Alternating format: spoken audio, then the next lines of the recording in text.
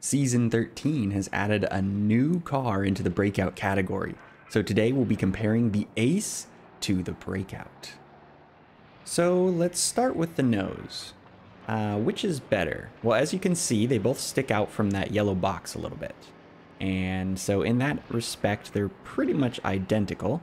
Sticking out from the nose a little bit is not great. It usually indicates late hits will happen, like here. Whoop. Because it looks like you're going to hit it earlier than you do. So neither are great, but you could argue that the Ace has a slightly better nose. It's just a little bit closer. Where the differences really begin to emerge, though, is the corners. You can see the Ace's corners are a little bit in from the actual yellow corners, whereas the Breakout is a bit closer. Now, corners that are too far inward, like the ones on the Ace, will cause one of two issues. One is where you aim incorrectly. So aiming for the visual corner, you hit the physical corner and it goes way too far in the wrong direction.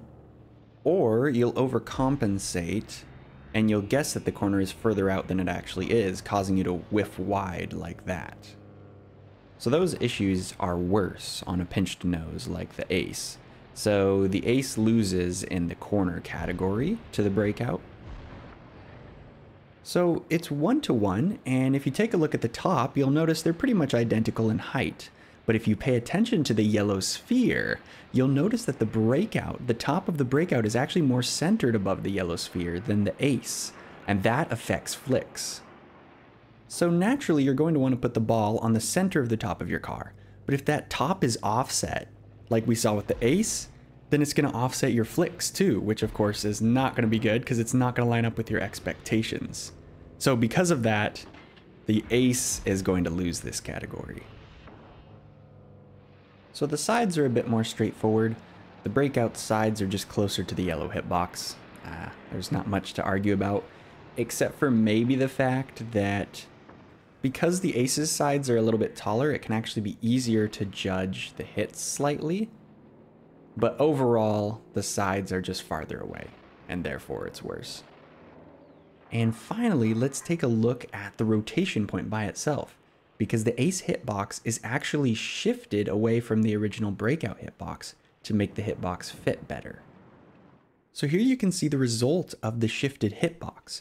The rotation point for the Ace is actually a little bit forward, which creates a shorter distance between the nose and the origin.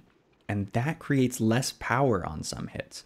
But of course, equally, it means the distance between the origin and the back is longer, and that gives you more wiggle room for front flicks.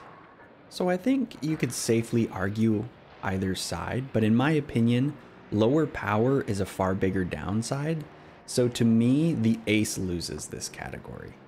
Having that shorter distance between the origin and the nose is just not good enough. And so that means the Ace only wins one category out of 5. The nose is definitely better, but the corners, the top, the side, and the rotation point are all just slightly worse. And so I just can't recommend the Ace. A good nose, while it is important, in the Ace's case, it's not enough to recommend it over the Breakout. And especially in the Breakout hitbox's case where there's so many other good ones like the Nexus, the Emperor, even the Breakout Type S is pretty decent.